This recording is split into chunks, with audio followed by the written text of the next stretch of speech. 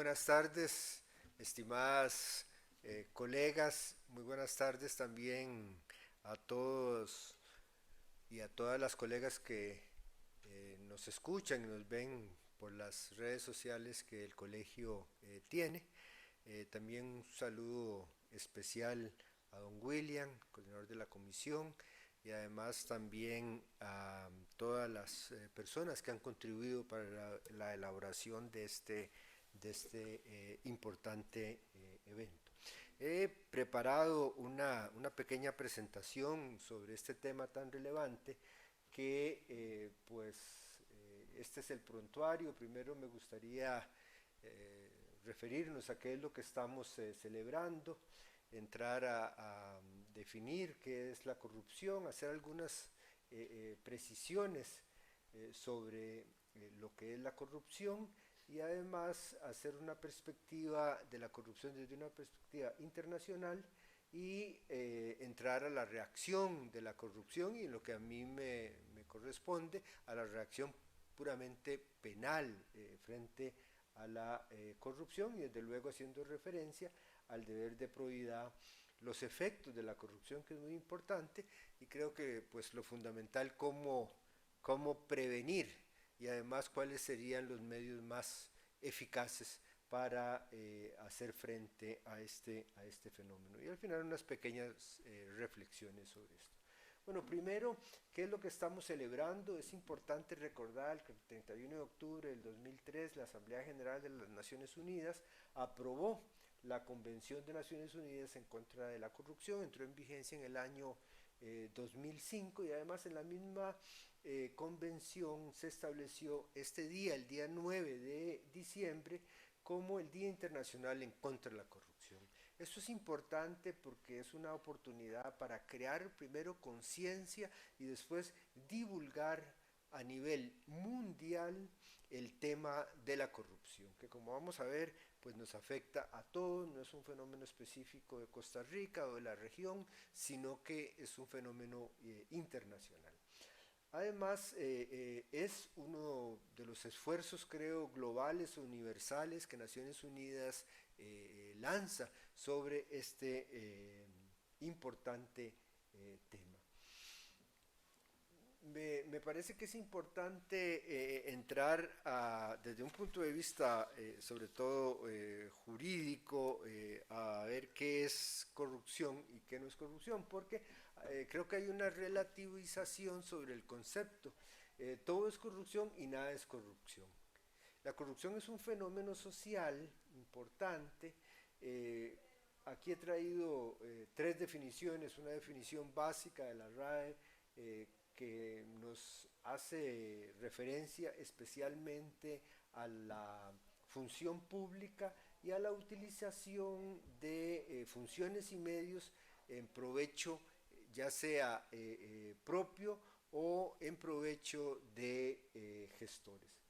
Desde un punto de vista de esta organización tan importante como es Transparencia Internacional, consiste en un abuso de poder. Esto es muy importante en la corrupción porque lo vamos a ver siempre como una característica inherente a este fenómeno. Y hace una interesante clasificación o escala, digámosle, del fenómeno de la corrupción. A nivel nuestro tenemos una definición por lo que podríamos considerar la corrupción desde un punto de vista conceptual como un elemento jurídico normativo porque se encuentra definido en el artículo 2, inciso G, del reglamento a la ley contra la corrupción y habla de uso de funciones y atribuciones públicas para obtener o conceder beneficios particulares en contravención de las disposiciones legales y normativas existentes en un momento histórico dado, porque esto me gusta porque resalta el tema de la temporalidad.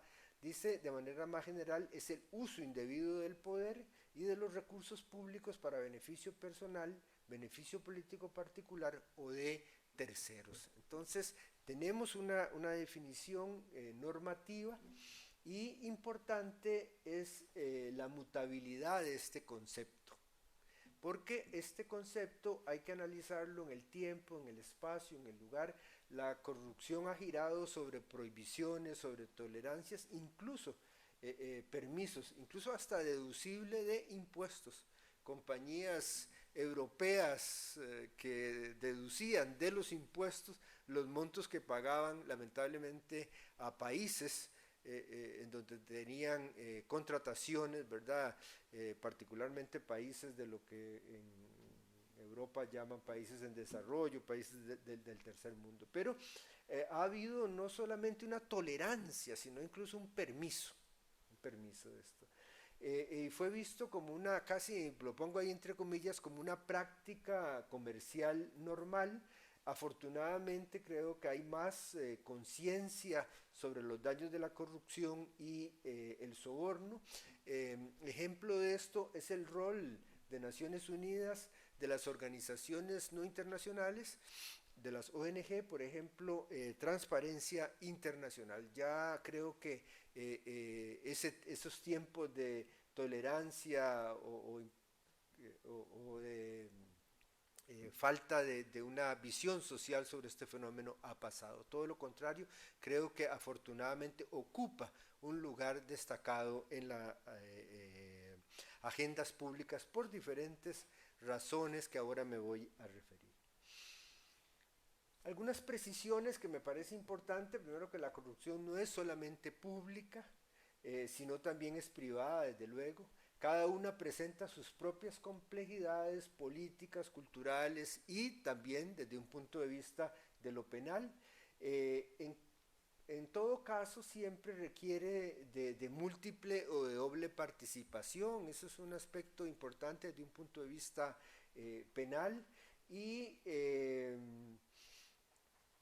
presenta durante todo el devenir histórico, creo que actualmente, mayor divulgación y mayor información. Sin duda, las tecnologías de la información y la comunicación han favorecido, visto desde un punto de vista o de una orientación, desde luego, la transparencia y la divulgación de la información. Si nosotros analizamos nuestros códigos penales, y vista la corrupción pública y en contra de los deberes de la función pública, prácticamente en todos los códigos penales nuestros, ahí está la lista histórica de los códigos penales nuestros, desde 1880 hasta el actual código de 1970, se encuentran delitos que hacen referencia a la corrupción o delitos en contra de los deberes de la función pública. Importante que el constituyente nuestro, el constituyente del 49, en el artículo 11, le dio, me parece, a estos deberes de la función pública un rango de carácter constitucional, al establecer, primero, que los funcionarios públicos son simples depositarios de la autoridad. Este aspecto resulta fundamental, importante, siempre recordarlo. Después, que están limitados sus actos a lo que la ley autoriza, es decir, tiene un marco de actuación el funcionario público sobre el cual no puede excederse. Y además están sometidos a dos principios muy importantes, que es la evaluación y la rendición de cuentas. A nivel internacional, les decía que hay una enorme preocupación permanente y amplia del sistema de Naciones Unidas por las implicaciones no solo políticas, sociales y económicas. Y para resumirlo, después voy a especificar un poco más sobre los efectos. Es un verdadero obstáculo al desarrollo. Es decir, Naciones Unidas ha considerado la corrupción como uno y quizás tal vez el principal obstáculo al desarrollo.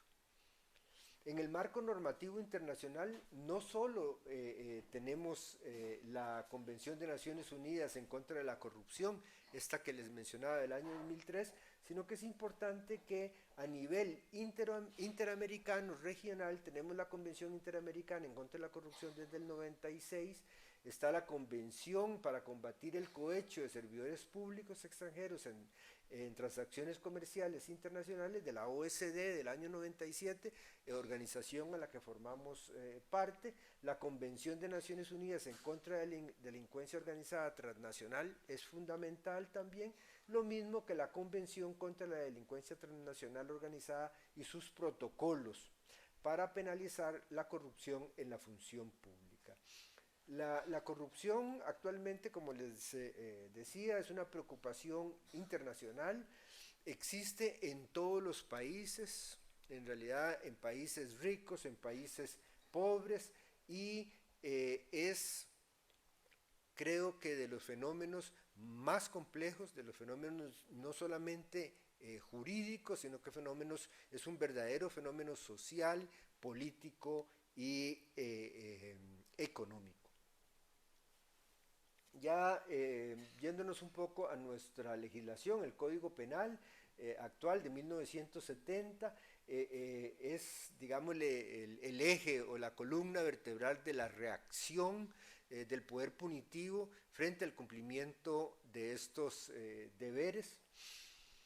Y aquí anuncio algunos de los artículos que están contemplados dentro de esta reacción en contra de la corrupción, el abuso de autoridad, el incumplimiento de los deberes, los nombramientos ilegales, la corrupción de funcionarios, los cohechos, la corrupción agravada, la aceptación de dádivas, corrupción de jueces, el enriquecimiento ilícito y el tráfico de influencias establecido en la ley contra la corrupción y el enriquecimiento ilícito. Algunos datos de carácter estadístico sobre la práctica sancionatoria. Estos son los datos que logré obtener. En realidad son pocas las sanciones, pero he agrupado en estos tres tipos: abuso de autoridad, corrupción agravada e incumplimiento de deberes, y peculado en los diferentes cuatro tipos de delito, condenas del año 2015, 16, 17 y 18,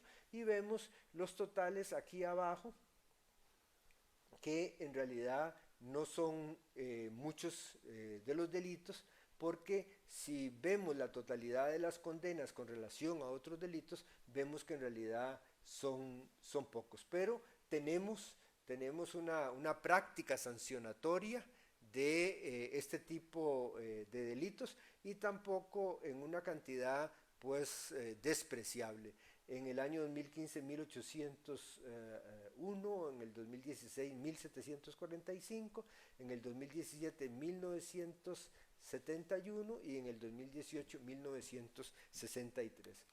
Acá quise actualizar esas tablas estadísticas sobre las sanciones, pero no lo encontré. Pero sí encontré los delitos perseguidos por la Fiscalía Adjunta de Delitos Económicos, de corrupción y tributarios en materia penal de Hacienda del año 2021.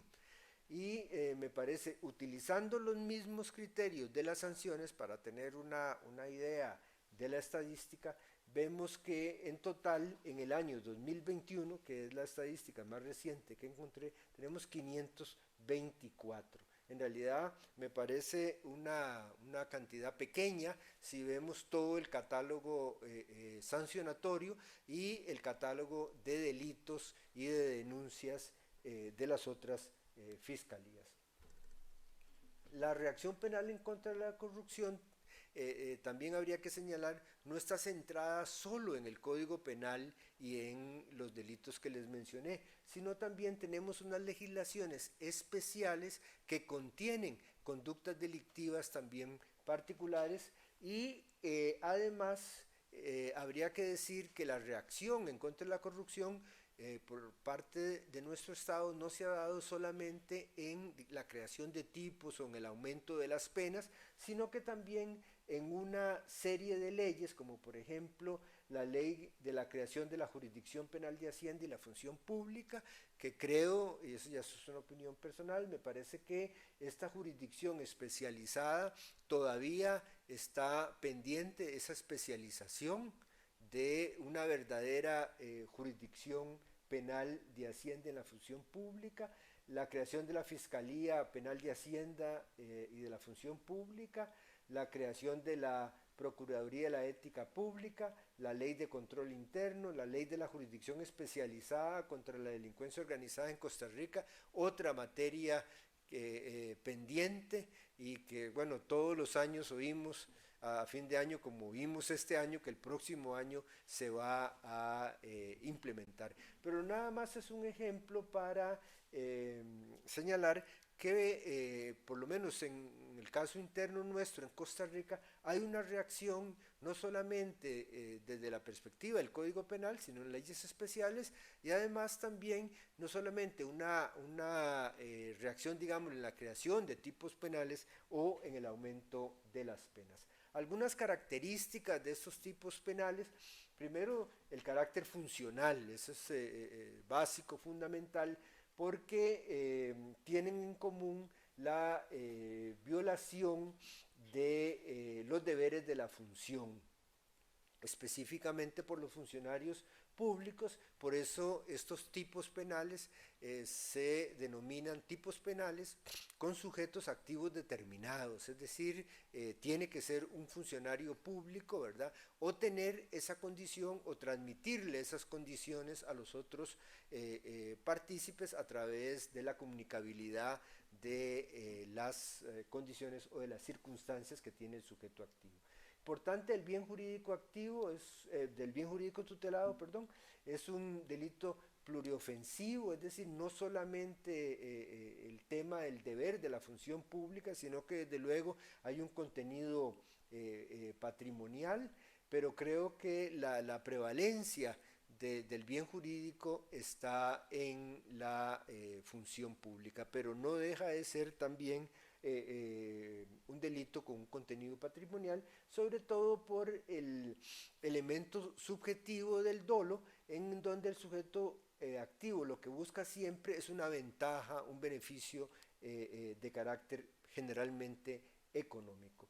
Establece también como una característica común estos tipos, los acuerdos previos entre los funcionarios. Aquí es importante el tema de la comunicabilidad de las circunstancias del artículo 49 del Código Penal.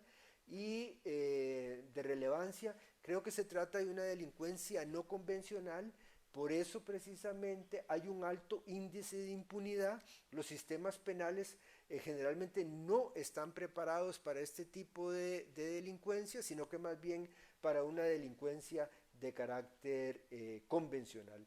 Al ser una delincuencia no convencional, hay ciertas dificultades serias sobre la investigación, sobre la persecución y sobre el juzgamiento de estos delitos. Importante sobre el deber de probidad, que es el bien jurídico sobre el cual gira la protección que el derecho penal da a este bien jurídico. Importante decir el artículo 3 de la Ley contra la Corrupción y el Enriquecimiento Ilícito, una obligación de parte del funcionario público de orientar siempre su gestión a la satisfacción de intereses públicos. Hay abundante jurisprudencia muy valiosa, muy interesante de la Sala Constitucional. Este es un ejemplo nada más de la vinculación del principio de probidad y el interés público. Y además también tenemos una definición de carácter legal como la que aquí está establecida, que básicamente consiste en no solo demostrar una rectitud, una buena fe en el ejercicio, sino que orientar toda la actuación del funcionario en el interés común, en el interés público. Estos algunos datos sobre la corrupción a nivel internacional, un resumen por razones de tiempo, pero para que vean que es un fenómeno a nivel mundial, probablemente ya la han escuchado, pero importante los informes de Transparencia Internacional. Este es el último informe del año 2021. Aquí en América Latina el promedio que está de puntuación es de 43. El mejor calificado, perdón, en América es Canadá, con 74, en donde va de 0 a 100. El país que tenga 100 es donde, bueno, no hay ninguna corrupción, y el que tenga una puntuación mínima, como en el caso de Venezuela, 14 sobre 100, es el que tiene la mayor índice de corrupción. Y así vemos Europa, en Europa Occidental, encontramos los países que tienen los mejores índices, y en los cuales hay menos corrupción: Dinamarca y Finlandia. Y el que tiene la mínima en Europa es Bulgaria, y así está en todos los países. En nuestro caso, en Costa Rica, lo revisé y ocupamos el puesto número 39 de 180 países que fueron evaluados, y tenemos una puntuación de 58, es decir, estamos como un poquito más como de la mitad, ¿verdad? De tal forma que creo que debemos hacer más esfuerzos en contra de este fenómeno tan serio.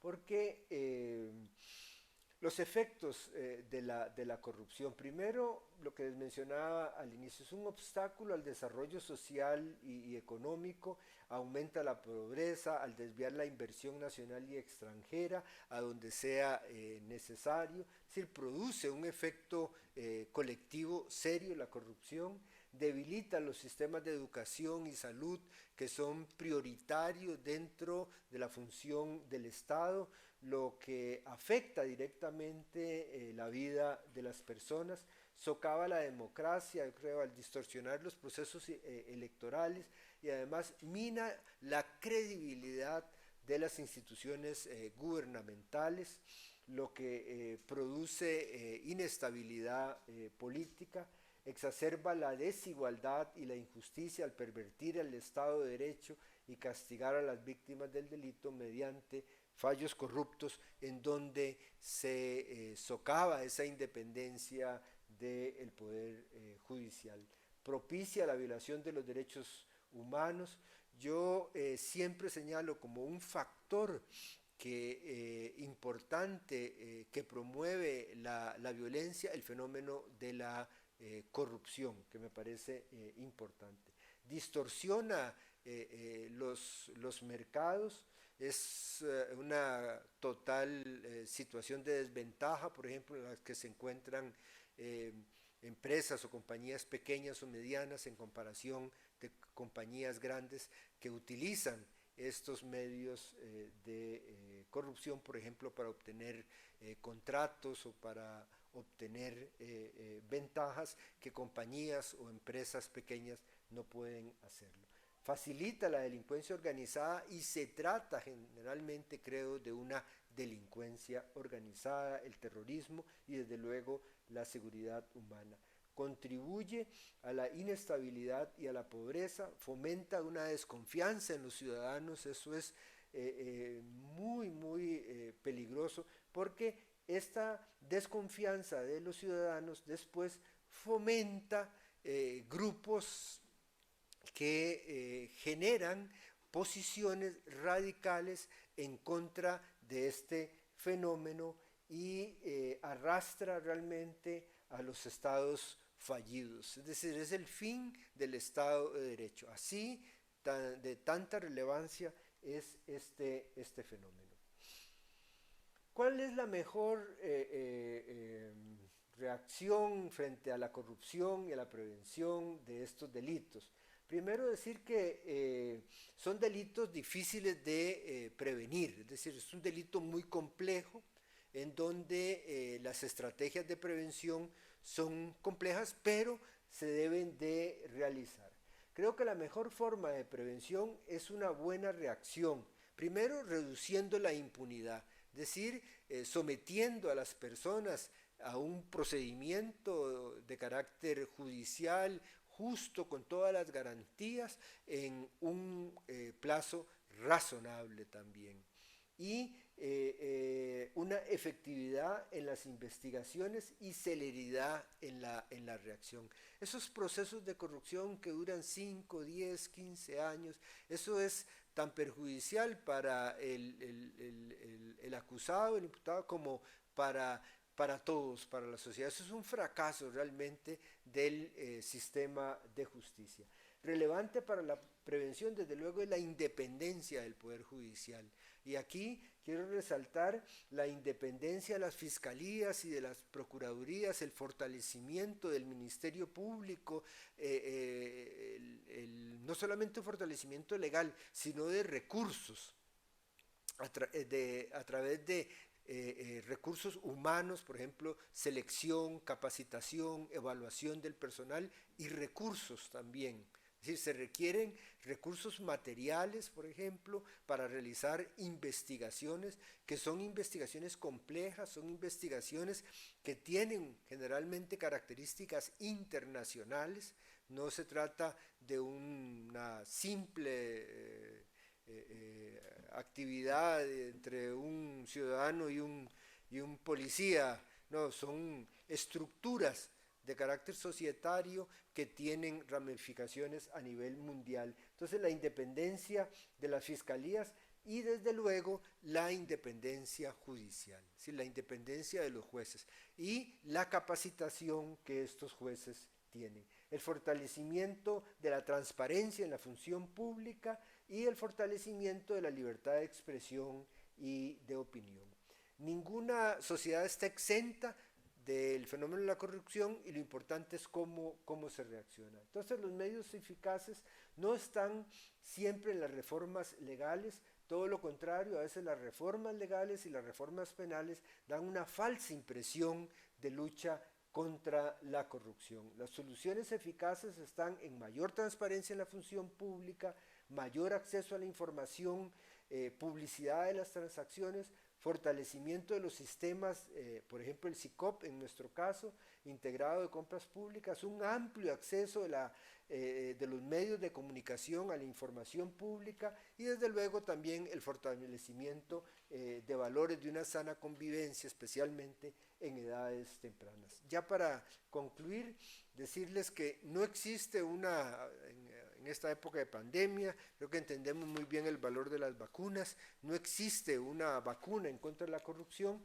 todos los países padecen diferentes niveles de corrupción, lo relevante es el control y la reacción a través de estas tres estrategias que me parecen a mí fundamentales. Primero, la participación ciudadana, la rendición de cuenta y la transparencia en los procedimientos de la organización y la contratación pública. El rol de los medios de comunicación es fundamental. En nuestro caso sabemos que los principales o los casos más grandes de corrupción, los medios de comunicación han tenido un rol protagónico. Para concluir, la corrupción no se puede erradicar, pero sí debemos de controlarla. Muchas gracias por su atención y muchas gracias también por la invitación.